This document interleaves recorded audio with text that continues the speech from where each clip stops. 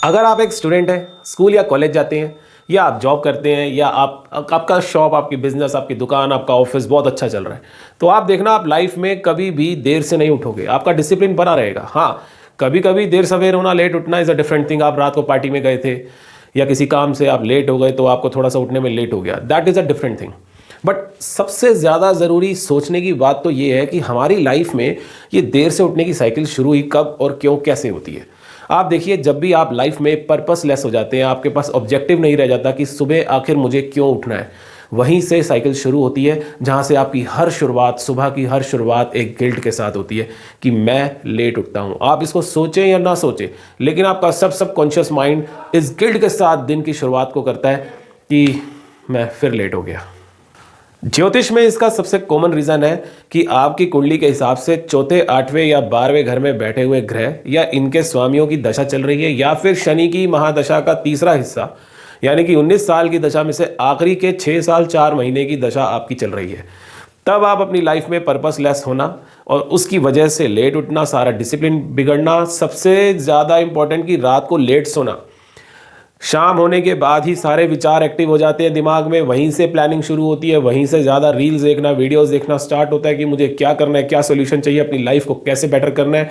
Motivational videos देखना, कुछ time pass videos देखना, कुछ तंत्र मंत्र बेस्ड वीडियोस देखना, एस्ट्रोलॉजी बेस्ड वीडियोस देखना, और फिर ये सब देखते देखते रात को सोते सोते घड़ी में देखा तो बज गए 2, ढाई, 3। उसके बाद जब आप सोएंगे तो कहाँ से उठेंगे सुबह जल्दी। और ये जो सिलसिला है, आप ये मत सोचिए कि ये 1, 2, 10 महीने में ख़त्म हो जाएगा।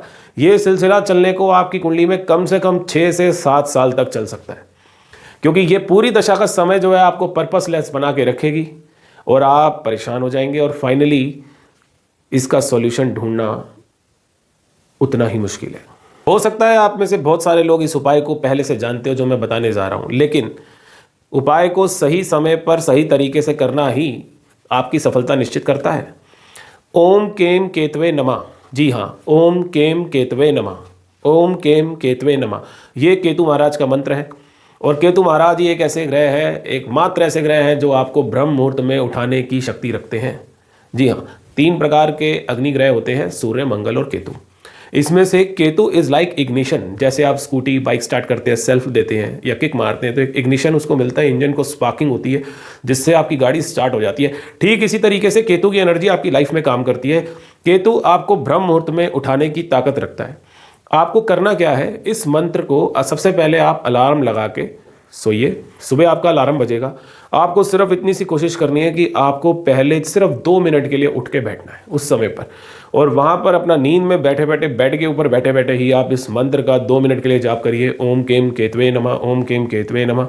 और आप देखना धीरे धीरे आपके अंदर एनर्जी आने लगेगी। और यही नहीं, आप डावाडोल की स्थिति में रहेंगे कि मन तो कर रहा है सो जाऊं, फिजिकल एनर्जी कह रही है उठ सकता हूं।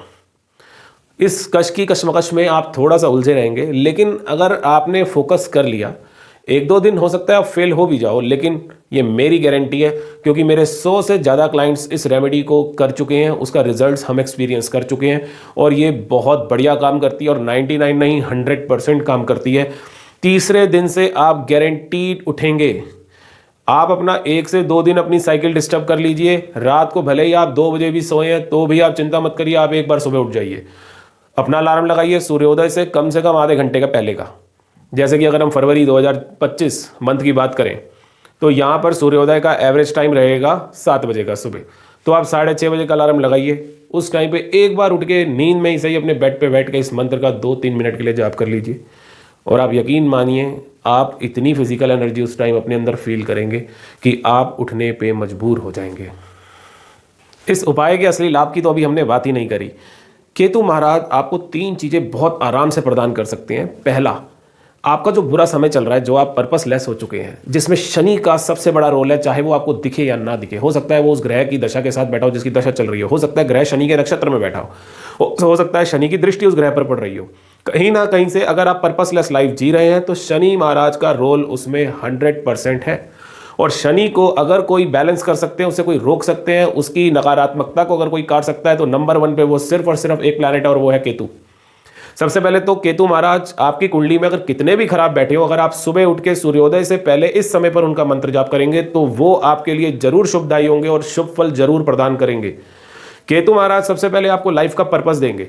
हो सकता है वो आपकी जॉब की फॉर्म में हो सकता है कि वो आपको कुछ ऐसी स्टडी मटेरियल दे दे, कुछ ऐसा पढ़ने के लिए, कुछ इंटरेस्टिंग, कुछ रिसर्च बेस दे दे कि आप उसी के अंदर बहुत ज़्यादा डीप नॉलेज गेन करने लग जाओ।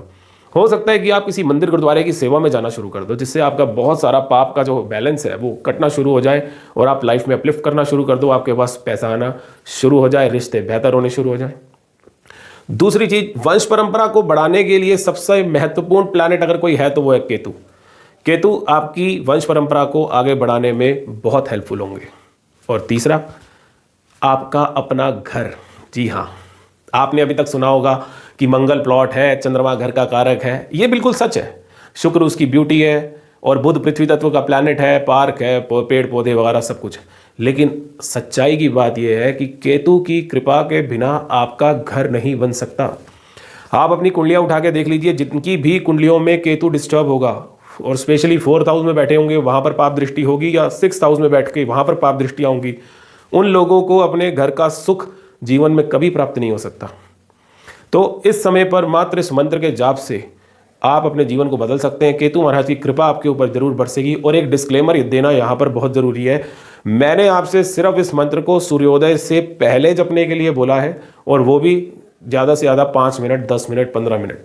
दिन के समय में या रात के समय पर मैं आपको इस मंत्र को अभी फिलहाल इस सिचुएशन के हिसाब से इस वीडियो में आपको जपने के लिए नहीं कह रहा, क्योंकि वो डिपेंड करता है कि आपकी कुंडली में ओवरऑल केतु की क्या स्थिति है, वह किस प्रकार से कहाँ बैठे हैं, किस प्रकार का फल प्रदान कर रहे हैं। इसीलिए सबसे सेफर साइड पे रहिए, क्योंकि ये बड़े हैवी स्ट्रॉन्ग प्लैनेट्स हैं, बहुत जल्दी अपना रिजल्ट दिखाते हैं, अच्छा हो या बुरा, और ज़्यादातर ये तामसिक ग्रह में आते हैं, अपना रिजल्ट बुरा ही दिखाते हैं। तो इस समय पर आप ये मंत्र जाप कीजिए, बहुत शुभ फल आपको प्राप्त होंगे। आपको लाइफ में पर्पस मिलना, वंश परंपरा का आगे बढ़ना और आपका अपना घर बनना, ये 3 चीज़ें तो मिलेंगी। इसके साथ साथ शनि की डिस्टर्बेंस दूर होगी, जिससे आपकी जॉब में भी स्टेबिलिटी आएगी। तो ये उपाय करिए और अपना फीडबैक हमारे को कमेंट बॉक्स में ज़रूर बताइए।